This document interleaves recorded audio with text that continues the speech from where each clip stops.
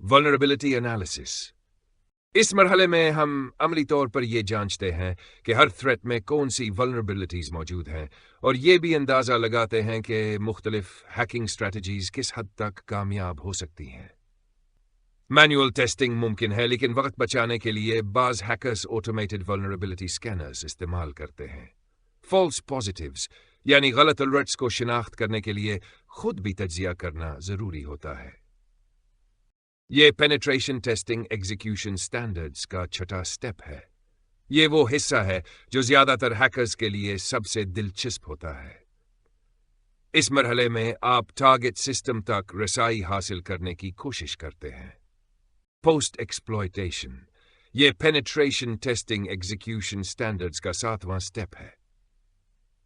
अब अगर आप किसी सर्वर को हैक कर चुके हैं तो आगे क्या करना है, आइए इसके बारे में देखते हैं। पोस्ट एक्सप्लॉयटेशन में 3 मेन काम किए जा सकते हैं ताकि टारगेट तक रसाई को बार बार मेंटेन किया जा सके। प्रिविलेज एस्केलेशन, इस टेक्निक में एक आम यूजर को रूट यूजर के बराबर एक्सेस दी जाती है ताकि सिस्टम पर कंप्लीट कंट्रोल हासिल किया जा सके।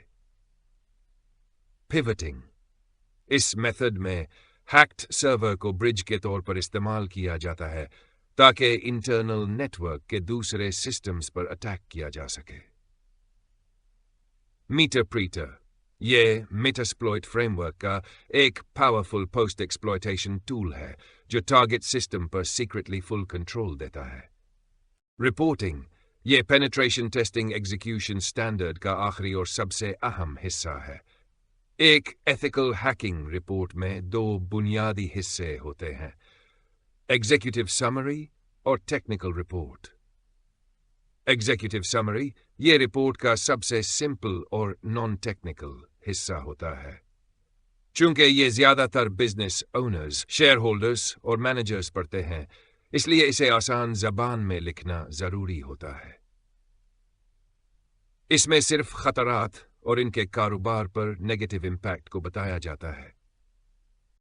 टेक्निकल रिपोर्ट, इस रिपोर्ट में हर वल्नरेबिलिटी की डिटेल्स लिखी जाती हैं, जिसमें शामिल हैं POC प्रूफ ऑफ कॉन्सेप्ट, ये एक प्रैक्टिकल प्रूफ होता है कि वाकई कोई सिक्योरिटी वल्नरेबिलिटी मौजूद है। रिप्रोडक्शन स्टेप्स, क्लाइंट के लिए हैक को दोबारा करने के स्टेप बाय स्टेप प्रोसेस लिखे जाते हैं। रेजोल्यूशन, हर वल्नरेबिलिटी को ठीक करने का फिक्स फराहम किया जाता है।